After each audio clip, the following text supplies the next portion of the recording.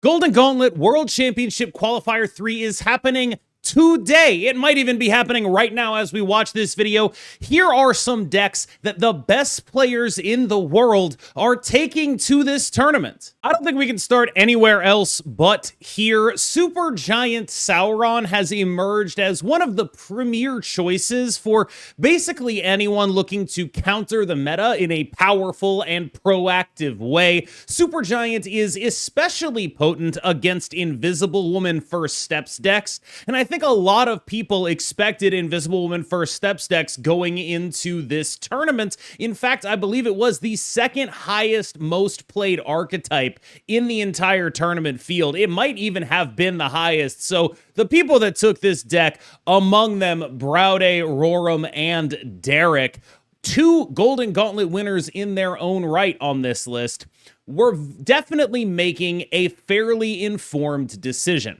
Now, the reason this deck has emerged as the Super Giant deck du jour among top players is largely that it also just has a lot of points built into it. This is a deck that can sort of stat check a lot of things that aren't necessarily disrupted by Super Giant, and then rely on Super Giant to be good against the variety of combo decks that Super Giant is good against. I also think it's probably worth talking about what those decks are. Obviously, it's very good against end-of-turn stuff in a very specific way, because it makes sure that end-of-turn cards do not get triggered. Let's say you play Super Giant on 5. Doesn't matter that their cards on 6, Thena won't trigger. You will have plenty of things that will not happen because of Super Giant in that matchup specifically, but more generally, it's not a bad card in itself, and beyond that, you are also getting a lot of upside against other onboard combo decks. An example would be Destroy, right? Destroy really wants to use its turn 5 to blow up a Deadpool another time, maybe make a large Venom, really set up for that final turn. Sometimes Destroy really wants to use its turn 5 to do Null Zola stuff, and just taking them out of their pattern and making them play differently is really, really impactful. So Super Giant is quite good against Destroy, another incredibly popular archetype right now. It's quite good against End of Turn, an incredibly popular archetype right now, and it also just has a baseline large amount of points that allows it to succeed in a really potent and powerful way against a lot of things that need specific setup. One of the big trends in Marvel Snap recently has been a move towards specific setup on the board, these sort of face-up board-based combo decks, and Super Giant is the best way to push back against this, and this is probably the best Super Giant list. I first started noticing Iris's gameplay when she was originally playing a deck very similar to this, back when Galacta still gave +3. That was the first Iris deck I ever net decked. The first time I was ever like, ooh, I need to figure out who this person is because that deck looks really, really cool. And now she's back to her old tricks. Iris is playing a very unique and potent version of a Surfer list that is built on the multiplication of Dakin and the fact that you also have Gambit in this list, which allows you to have a little bit more reach against these onboard combos.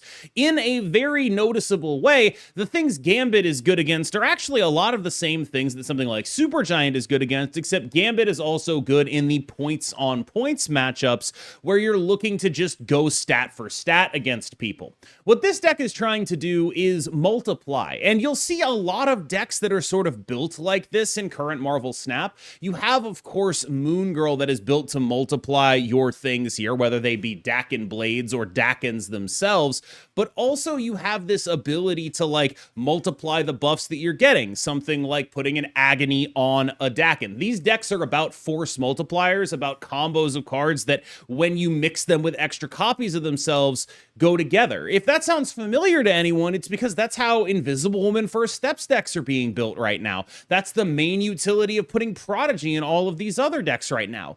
Prodigy doesn't work the way you want it to with Dakin, so you don't really do it, because Dakin's shards need you to actually be named Dakin. Even though Prodigy will put a shard in hand, he needs to be named Dakin. And so you have other methods of doubling up here, Moon Girl, Grandmaster. The ethos here is the same, though. Between Moon Girl, Frigga, and Grandmaster, what you're trying to do is put together something that's pretty stupid.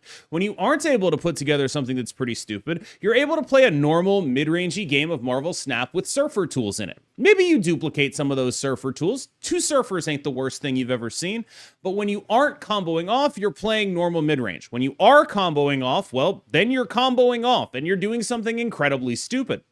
This is a deck that is occupying a similar space to Invisible Woman First Steps, but people are just going to be less prepared to play against it, which means that this is a pretty reasonably positioned list. I'm not saying it's a permanent thing that this deck's going to be around, but it is notable that it's doing a lot of the same stuff as Invisible Woman First Steps, but it has access to, say, Gambit Grandmaster if it wants those against those decks, and is a little bit less vulnerable to the really common things that people are playing to beat Invisible Woman First Steps, like Cosmic Ghost Rider and Lady Deathstrike. You're not going to care all that much if your Dakin gets Cosmic Ghost Rider. The shard is already in your hand, it'll still double. You do care deeply if your Jocasta gets Cosmic Ghost Ridered, or if your Invisible Woman First Steps gets Cosmic Ghost Ridered. So what this deck is doing is occupying a similar space to those decks, probably a little less consistent, but attempting to make up for that consistency by having access to board-based disruption in the form of its Gambit in those matchups, and by being less vulnerable to what other people are playing in their board-based disruption that is targeted at Invisible Woman First Steps and Jocasta. That said, it's not like it's all sunshine and rainbows. Like, the comparison is still there. Your bullseye is gonna be a pretty important part of how this deck functions, and it is definitely vulnerable to the stuff people are playing to beat IWFS. When Gamer sent me this list, my only real response was, I want to believe. This is just a pure, I'm going to play cards deck. Like, yeah, there's some interaction in here. We have a Red Guardian, we have a Lady Deathstrike, we have a Juggernaut. There is the legally mandated amount of interaction to justify a mid-range deck existing. But generally speaking, this is just, I've got some cards, they're going to do some things, I have enough RNG in here, enough sort of increased range thanks to being an Agamotto deck, that I feel good about how I'm going to approach this stuff in terms of what my opponent is going to be able to reasonably play around. There's just kind of a lot of things they have to deal with. I get to duplicate my Gwen pool, I get to feel really smart about that, I have a bunch of good cards in here, and of course the Gamer signature card, Scarlet Witch, allows you to have a little bit more upside in a conquest scenario when bad locations can be really, really impactful in a negative way. So what this deck is trying to do is just be a smart, safe pick, which is a hard thing to do. This is a deck that is relying on specific cards in specific matchups. I'm not sure you're going to beat IWFS if you don't get Lady Deathstrike, if you don't disrupt that IWFS lane, but you have Red Guardian, you have Lady Deathstrike, so you have options for that, right? And the same sort of goes for a lot of these onboard combo decks. What you're worried about with a deck like this is something that's able to go over the top of you in a way that you're not prepared for. Something like a good version of a Mr. Negative deck. You have no answers to that, really. And that kind of stuff sticks out as like notably bad matchups, but you can generally, I think, in a field like this, expect those decks to be less present. Another deck I'd be a little bit worried about here is maybe Destroy. I think Destroy could be in a very awkward, could put you in some very awkward spots depending on how good your draws are, because they can scale a little bit higher than you and your interaction is okay, but I think you'll very much be in a Juggernaut and Prey scenario against a lot of decent Destroy decks, which is not a great space for you to be in. I think this deck has some real upside as just like a safe-ish good cards mid-range deck, but there's so much to account for in the metagame that I think you're going to be relying a decent amount on being positioned well in the matchups you happen to queue into. It's a Golden Gauntlet, so somebody's gotta be an Arishem gamer. This is the list from Zombies Go Nom Nom, and I think it's, you know, solid. Like, it's an Arishem deck. I find no real fault in this other than just the playing of Arishem in general. But in a Golden Gauntlet, in a conquest thing where open deck lists are a reality, I think it's reasonable to look at Arishem and say, I understand why people are playing this. I did talk to Zombies about this, though, and he said it was an attempt to feel something. He just wants to feel something out of Marvel Snap again, and there is something to be said for Arishem as a vehicle for feeling some pretty strong emotions. I do think it is a very reasonable path towards that.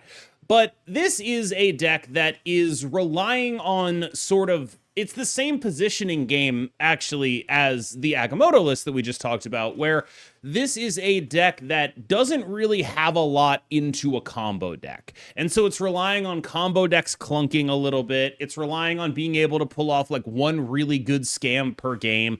You've got like a sick Cosmic Ghost Rider type of thing. You've got a Legion type of thing. You've got a bunch of cards in it, right? Like, this is a deck that has a lot of scams available to it. And so when you get these draws where you have like multiple scams that you're able to turbo out, you will be able to compete. This is a legitimately strong deck that does legitimately strong things. It has some real beef to it.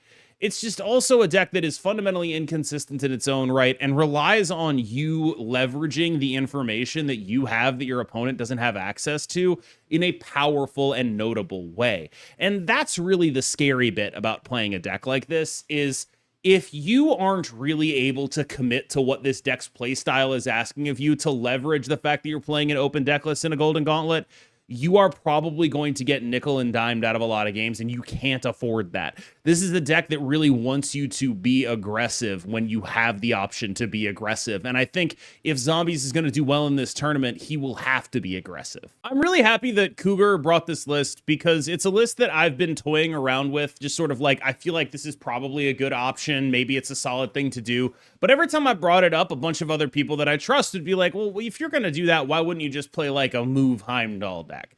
And I didn't really have a good answer for them every time. I'm hoping Cougar has a better answer for them than I do, because this is a list that makes a ton of conceptual sense to me. It's sort of holding down the fort as a Mobius Mercury list, and it does points in a powerful enough and disruptible enough way that I really like it. What I think is notable about this list is people will underestimate how big your Hydra Stomper can get, and additionally, how good Mercury Cannonball is against Invisible Woman decks. And I think that's specifically worth pointing out, because you have not just Mercury Cannonball to disrupt Invisible Woman, you have also a Cosmic Ghost Rider to disrupt Invisible Woman, and you can't play those cards in the Invisible Woman deck. So the idea here is, instead of taking an Invisible Woman deck with Mercury and Mobius, and therefore making yourself vulnerable to all the people who are targeting Invisible Woman, what you want to do instead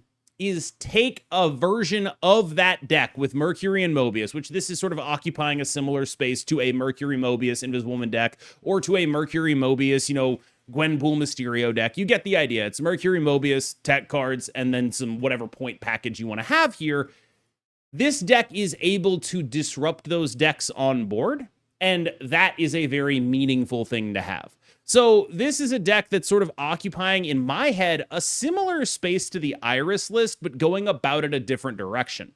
Iris is occupying a space similar to the IWFS deck in the combo sense. So if you're playing an all-in IWFS deck, that's what the Iris deck is looking to be in the space of. This is a deck that's looking to be in the space of like the IWFS deck with Thing First Steps, the mid-range IWFS deck. And both of them, and I think this is really notable, opted against actually taking IWFS and instead took something in that space that was less played, because presumably they didn't want to take the deck that had the big target on its back, which I also think is a good lesson to take away from this. Mr. Cerebro 3 himself, Jwala, has introduced armor into his Cerebro list, and it's really, I think, pretty easy to understand why at this point. You might look at Armor Cosmo and be like, oh, I'm going to farm Destroy with Cerebro 3. And to be clear, you will. There is some upside there that you just absolutely get to dominate a Destroy deck every single time you run into it, because you're an Armor Cosmo deck. You get to bully snap them. It's basically a free matchup. But the other thing Armor is doing that's actually pretty important at a high level is protecting your stuff against Lady Deathstrike and protecting your stuff against Thing First Steps. Now, I do think that it might be a little bit of an overreaction to play Armor just for those cards. But in a world where people are playing a bunch of actual Destroy decks, I don't think it's an overreaction at all to get Armor in this deck. And that's the thing I wanted to talk about here. There are two metagame factors that push you towards Armor. In the individual, either one of them might not be a convincing enough argument.